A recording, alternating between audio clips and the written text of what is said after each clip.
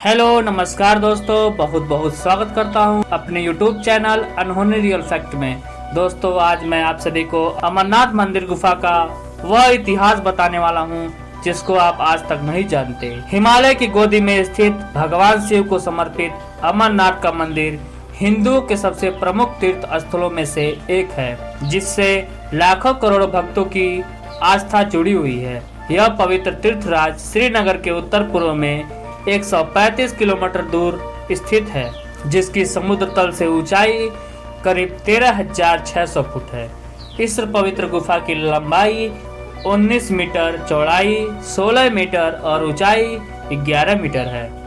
भगवान शिव के इस प्रमुख अमरनाथ गुफा में भगवान शंकर और माता पार्वती के अमरत्व का रहस्य बताया गया था, इसलिए इस पवित्र स्थलों को तीर्थों का तीर्थ भी कहा जाता है। इस पवित्र गुफा के दर्शन करने से भक्तों की सभी मुरादें पूरी होती हैं। हालांकि इसके दर्शन बेहद दुर्लभ हैं। बड़ी मुश्किलों के बाद भक्तगण इसके दर्शन करने के लिए यहाँ पहुँचते हैं। इस पवित्र मंदिर का अपना एक ऐतिहासिक और पौराणिक महत्व है।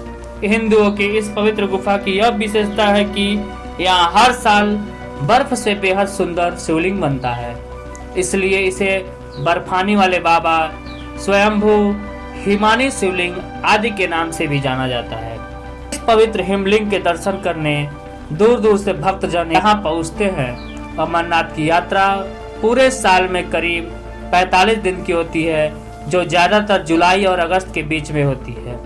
आषाढ़ पूर्णिमा से लेकर भाई बहन के पावन पर्व रक्षाबंधन तक होने वाले पवित्र हिमलिंग दर्शन के लिए दुनिया के कोने कोने से शिव भक्त अमरनाथ यात्रा पर जाते हैं। तो चलिए जानते हैं इस पवित्र तीर्थ स्थल के बारे में। अमरनाथ मंदिर गुफा का इतिहास। इस गुफा के चारों तरफ बर्फीली पहाड़ियां हैं, बल्कि यह गुफा भी ज्यादातर समय पूरी तरह से बर्फ से ढकी हुई होती है और साल में एक बार इस गुफा को श्रद्धालुओं के लिए खोला भी जाता है। हजारों लोग अमरनाथ बाबा के दर्शन के लिए आते हैं और गुफा के अंदर बनी बाबा बर्फानी की मूर्ति को देखने हर साल लोग भारी मात्रा में आते हैं। इतिहास में इस बात का भी जिक्र किया जाता है कि महान शासक आर्य राजा कश्मीर में बर्फ से बने शिवलिंग की पूजा करते थे। राजतरंगिणी किताब में भी इसे अमरनाथ का अमृतसर का नाम दिया गया है। कहा जाता है कि 11वीं शताब्दी में रानी सूर्यमठी ने त्रिशूल, बनालिंग और दूसरे पवित्र चिन्हों को मंदिर में भेंट स्वरूप दिए थे। अमरनाथ गुफा की यात्रा की शुरुआत प्रजाभट्ट द्वारा की गई थी। इसके साथ साथ इतिहास में इस गुफा को लेकर कई दूसरे कथाएं भी मौजूद हैं। पवित्र गुफा की खोज किसने की थी? कहा जाता है कि मध्यकालीन समय के बाद 15वीं शताब्दी में दोबारा धर्म गुरुओं द्वारा इसे खोजने से पहले लोग इस गुफा को भूलने लगे थे। इस गुफा में संबंधित एक और कहानी भृगु मुनि की है।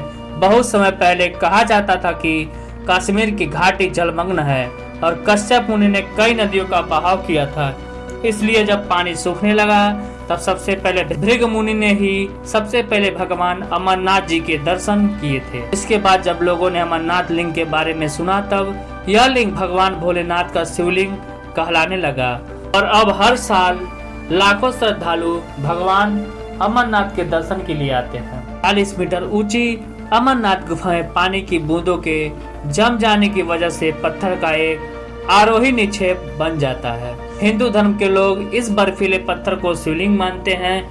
यह गुफा मई से अगस्त तक मोम की बनी हुई होती है, क्योंकि उस समय हिमालय का बर्फ पिघलकर इस गुफा आकर जमने लगता है और शिवलिंग समान प्रकृति हमें देखने को मिलती है। महीने के दरमियान ही शिवलिंग का आकार दिन व दिन कम होते जाता है।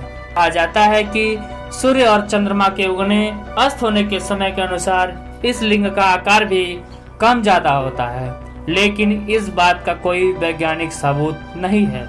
हिंदू महात्माओं के अनुसार यह वही गुफा है जहां भगवान शिव ने माता पार्वती को जीवन के महत्व के बारे में समझाया था। दूसरी मान्यताओं के अनुसार बर्फ से बना हुआ पत्थर पार्वती और शिव जी के पुत्र गणेश जी का प्रतिनिधित्व करता है। इस गुफा का मुख्य वार्षिक तीर्थ स्थान बर्फ से बनने वाले शिवलिंग की जगह ही है। अमरनाथ गुफा जाने के लिए रास्ता। भक्तगण श्रीनगर या पहलगाम से पैदल ही यात्रा करते हैं। इसके बाद की यात्रा करने के लिए तकरीबन 5 दिन लगते हैं। राज्य यातायात, परिवहन निगम और प्राइवेट ट्रांसपोर्ट ऑपरेटर रोज जम्मू से पहलगाम और बालताल तक की यात्रा सेवा प्रदान करते हैं। इसके साथ ही जम्मू कश्मीर से प्राइवेट टैक्सी भी हम कर सकते हैं। उत्तरी रास्ता तकरीबन 16 किलोमीटर लंबा है, लेकिन इस रास्ते पर चढ़ाई करना बहुत ही मुश्किल है। यह रास्ता बालताल से शुरू होता है और डोमियल, बरारी और संगम से होते हुए गुफा तक पहुंचता है। उत्तरी रास्ते से हमें अमरनाथ घाटी और अमरावती नदी भी देखने को मिलती है, जो अमरनाथ ग्लेशियर से जुड़ी हुई है। कहा जाता है कि भगवान शिव बैल गांव में नंदी और बैल को छोड़ गए थे। चंदनवाड़ी में उन्होंने अपनी जटाओं से चंद्र को छोड़ा था और शेषनाग सरोवर के किनारे उन्होंने अपना सांप छोड़ा था। महागुनास पर्वत पर उन्होंने भगवान गणेश को छोड़ा था। पंचतारणी पर उन्होंने 5 तत्व धरती, पानी, हवा, आग और आकाश छोड़ा था। और इस प्रकार दुनिया की सभी चीजों को त्याग कर भगवान शिव ने वहां तांडव नृत्य किया था। और अंत में भगवान देवी पार्वती के साथ पवित्र गुफा अमरनाथ आए थे। अमरनाथ गुफा यात्रा कब शुरू होती है? हिंदुओं के लिए यहाँ भगवान अमरनाथ बाबा का मंदिर प्रसिद्ध और पवित्र यात्रा का स्थान है। कहा जाता है कि 2011 में तकरीबन 6,35,000 लोग यहाँ आए थे और अपने आप में ही एक रिकॉर्ड है। यही संख्या 2012 में 6,25,000 और 2013 में 3,50,000 थी। श्रद्धालु हर साल भगवान अमरनाथ के 45 दिन के उत्सव के बीच उन्हें देखने और दर्शन के लिए पहुंचते हैं। ज्यादातर श्रद्धालु जुलाई और अगस्त के महीने में श्रावणी मेले के दरमियान ही आते हैं। इसी दरमियान हिंदुओं का सबसे पवित्र श्रावण महीना भी आता है। अमरनाथ की यात्रा जब शुरू होती है तब इसे भगवान की अमरनाथ जी का प्रथम पूजन भी कहा जाता है। पुराने समय में गुफा की तरफ जाने का रास्ता पाकिस्तान से होकर गुजरता था, लेकिन अब हम सीधे ट्रेन से जम्मू जा सकते हैं। जम्मू को भारत का विंटर कैपिटल यानी ठंड की राजधानी भी कहा जाता है। इस यात्रा का सबसे अच्छा समय गुरु पूर्णिमा और श्रावण पूर्णिमा के समय में होता है। जम्मू कश्मीर सरकार ने श्रद्धालुओं की सुख सुविधाओं के लिए रास्ते भर में सभी सुविधाएं उपलब्ध करवाई है, ताकि भक्तगण आसानी से अपनी अमरनाथ यात्रा पूरी कर सके। लेकिन कई बार यात्रियों की यात्रा में बारिश बाधा बनकर आ जाती है। जम्मू से लेकर पहलगाम 7500 फीट तक की बस सेवा भी उपलब्ध है। पहलगाम में श्रद्धालु अपने सामान और कपड़ों के लिए कई बार कुल्ली भी रखते हैं। वहाँ हर कोई यात्रा की तैयारियां करने में ही व्यस्त रहता है। इसके साथ सूरज की चमकती सुनहरी किरणें जब पहलगाम नदी पर गिरती हैं, तब एक मनमोहक दृश्य भी यात्रियों को दिखाई देता है। कश्मीर में पहलगाम मतलब ही धर्म गुरुओं की जमीन।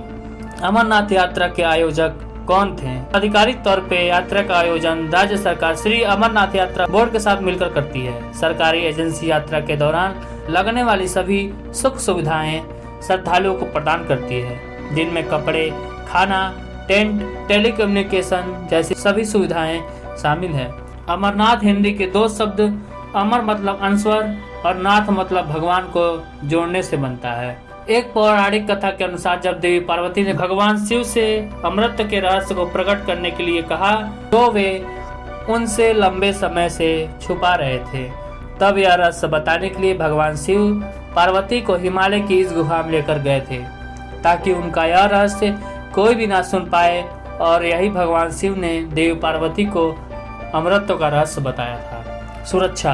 हर साल हजारों सेंट्रल और राज्य सरकार के पुलिसकर्मी श्रद्धालुओं की सुरक्षा में तैनात रहते हैं। जगह जगह पर सेनाओं के कैंप भी लगे हुए होते हैं। सुविधा में गुफा के रास्ते में बहुत सी समाजसेवी संस्थाएं श्रद्धालुओं को खाना, आराम करने के लिए टेंट या पंडाल की व्यवस्था करते हैं। यात्रा के रास्ते में 100 से भी ज्यादा पंडाल लगाए जाते हैं, जिन्हें हम रात में रुकने के लिए किराए पर भी ले सकते हैं। निचले कैंप से पंचतारणी गुफा से 6 किलोमीटर तक की हेलीकॉप्टर सुविधा भी दी जाती है। दोस्तों, मैं जो अमरनाथ गुफा के इतिहास के बारे में बताए हैं, इसमें अगर आपको कुछ गलत लगे तो मुझे कमेंट करके जरूर बताइएगा। और अगर अच्छा लगे तो इसको लाइक करना ना भूलिएगा और मेरे चैनल को सब्सक्राइब कर लीजिएगा। मिलते हैं नेक्स्ट वीडियो में, तब तक के लिए टेक केयर, बाय बाय।